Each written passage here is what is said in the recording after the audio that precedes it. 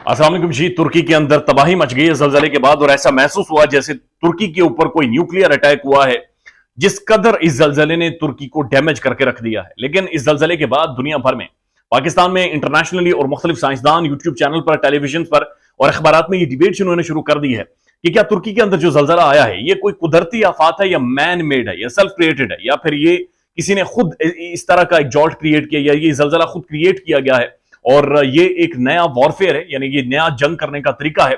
जिस तरह जब कोविड आया था तो उस दौरान भी ये स्पेकुलेट किया गया था, कॉन्स्पिरेसी थ्योरीज आई थी कि ये जो वायरस है कोविड-19 ये असल में खुद मैन एक लेबोरेटरी के अंदर तैयार हुआ था और ये से इंसानों के ऊपर टेस्ट किया गया है और ये बुनियादी तौर पर एक जंग है पूरी दुनिया के खिलाफ छेड़ी गई है। तो अब ये डिबेट शुरू हो गई है कि तुर्की के अंदर जो जलजला आया है क्या वो जलजला एक कुदरती आफत थी, जिस तरह जलजले दुनिया भर में आते हैं, या फिर ये मैन मेड था, ये किसी ने क्रिएट किया था और उसके बाद तुर्की के ऊपर एक अटैक किया गया है, उस मुल्क को तबाह करने का मंसूबा था।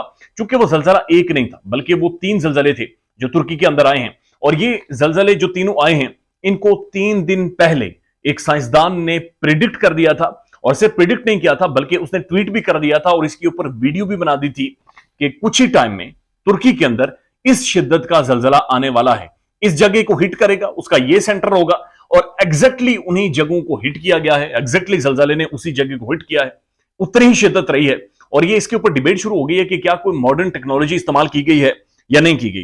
पहली चीज ये देखिए, तुर्की के अंदर एक जलजला नहीं बल्कि 3 जलजले हुए। पहला जो जलजला हुआ वो 7.5 मैग्नीट्यूड का था जो बहुत अर्ली इन द मॉर्निंग था और उसके बाद जो दूसरा था वो इससे ज्यादा शदीद था, 7.8 शिद्दत का मैग्नीट्यूड का, और तीसरा कदर कम था 6.5।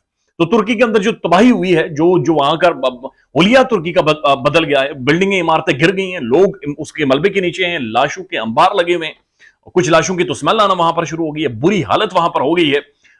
उसकी वजह ये 3 जलजले थे और इन 3 जलजलों ने तुर्की को में तबाही मचा दी है। तो उसके बाद ये आर्गुमेंट हुआ कि क्या मकसद तुर्की को सफाई हस्ती से मिटाना था या मकसद क्या था। इसके पीछे की कहानी बुनियादी तौर पर यह है कि एक डच साइंसदान है और उनका नाम है फ्रैंक हुबरबेट्स। ये बुनियादी तौर पर जियोलॉजिस्ट है और दुनिया भर में माने जाने वाली एक शख्सियत है, बहुत तगड़े साइंसदान है। इन्होंने इस जलजले से जो तुर्की के अंदर आया है उससे 3 दिन पहले एक ट्वीट किया है और वो ट्वीट यह है कि sooner or later there will be a magnitude 7.5 earthquake in this region, Turkey, Sham and Jordan. इन्होंने 3 दिन पहले ट्वीट किया कि जल्दी या देर कुछ ही टाइम बाद एक जलजला आने वाला है और वो जलजला तुर्की को हिट करेगा, वो जलजला शाम को हिट करेगा, वो जलजला जॉर्डन को हिट करेगा।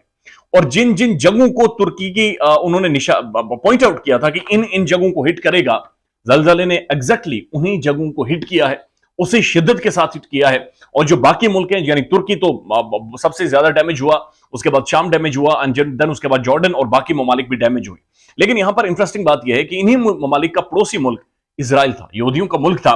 इस जलजले के जो झटके हैं वहां पर महसूस नहीं किए गए। तो उसके बाद ये डिबेट शुरू हो गई कि आखिर क्या वजह है। शायद मकसद इस मुस्लिम ममालिक को टारगेट करना था और मुस्लिम ममालिक में भी वो जो मुसलमानों को लीड कर रहा है तुर्की इस टाइम दुनिया भर में, जाहिर है मुसलमानों की एक पहचान है, एक बड़ी जबरदस्त उनकी फॉरेन पॉलिसी है, एक बड़ा तगड़ा मुल्क है, एक बड़ी पढ़ी लिखी जनरेशन है, एक बड़ा अच्छा उनका पॉलिटिकल ढांचा है, पॉलिटिकल स्ट्रक्चर है जो जो बहरहाल उभर कर सामने आया है। दो के उर्दगान के हवाले से बहुत सारी एक डिबेट तुर्की के अंदर भी मौजूद है। लेकिन बहरहाल क्या मकसद सिर्फ मुस्लिम मुल्क को टारगेट करना था या इसका मकसद कुछ और भी था। उसके बाद दुनिया भर की टेक्नोलॉजीज को देखा गया कि क्या ऐसी कोई टेक्नोलॉजी मौजूद है जो जलजले करवा सकती है, जो जमीन को आपके पांव के नीचे से हिला सकती है, खिसका सकती है। तो फिर देखा गया कि क्या यह मुमकिन है कि जदीद टेक्नोलॉजी का इस्तेमाल करते हुए जानबूझकर जलजला पैदा किया गया है। तो ऐसी टेक्नोलॉजीज दुनिया भर में मौजूद है, इसके सबूत है, ये प्रैक्टिकली दुनिया भर में अवेलेबल हैं कि जहां पर जलजले करवाए जा सकते हैं, मुख्तलिफ ममालिक की जमीनें हिला दी जा सकती हैं और वहां पर जलजले एक आर्टिफिशियल टेक्नोलॉजी को इस्तेमाल करते हुए वहां पर पैदा किए जा सकते हैं। लेकिन इंटरेस्टिंग बात यह है कि जो फ्रैंक हुगरबेट्स हैं, जो डच साइंसदान हैं, इन्होंने यह भी प्रेडिक्ट किया कि आने वाला जलजला जो है वो इंडिया, पाकिस्तान और अफगानिस्तान को हिट करेगा। यानी अगेन जो उनकी प्रेडिक्शन गई है वो 3 ममालिक गई है जो बैक टू बैक एक साथ हैं, 2 उनमें मुस्लिम मुल्क हैं और जियोग्राफी के हवाले से बड़ी इंपॉर्टेंट 3 जगह हैं। अगेन उन्होंने प्रेडिक्ट किया कि इन 3 जगहों पर बहरहाल ये जलजले आ सकते हैं। अब जब इसके ऊपर बहस हुई, डिबेट हुई, तो जो साइंसदान है उनसे पूछा गया कि आपने कैसे प्रेडिक्ट किया था, क्या इसके पीछे कोई सोच मौजूद है, फिलोसफी मौजूद है। उन्होंने कहा जनाब मैं सोलर सिस्टम की स्टडी के बाद, यानी जो ये सैयारों की मूवमेंट है, मैं इसकी स्टडी के बाद बता सकता हूं कि जलजला कब कहां पर आ सकता है। उसके बाद यह भी सवाल पैदा हुआ कि दुनिया भर में अगर मुश्किल से मुश्किल या जदीद टेक्नोलॉजी को इस्तेमाल करके पूरा टिल और जोर लगाकर भी जलजला प्रिडिक्ट किया जा सकता है, तो वो या तो 30 सेकंड है या तो 80 सेकंड है। इस साइंसदान ने कैसे इस जलजले को 3 दिन पहले प्रिडिक्ट कर दिया था। बहरहाल वो भी वजाते दे रहे हैं, इधर से भी आर्गुमेंट हो रहे हैं तुर्की डैमेज हो गया है, तुर्की के अंदर लोगों की लाशें अभी भी निकाली जा रही हैं और दुआएं तुर्की के लिए करें। चूंकि ये जो सारे मामला थे, ये बाद में इसके ऊपर डिबेट और बहस हमेशा से या रहती दुनिया तक इंशाल्लाह जारी रहेगी। ख्याल रखिएगा अपना। अल्लाह हाफिज।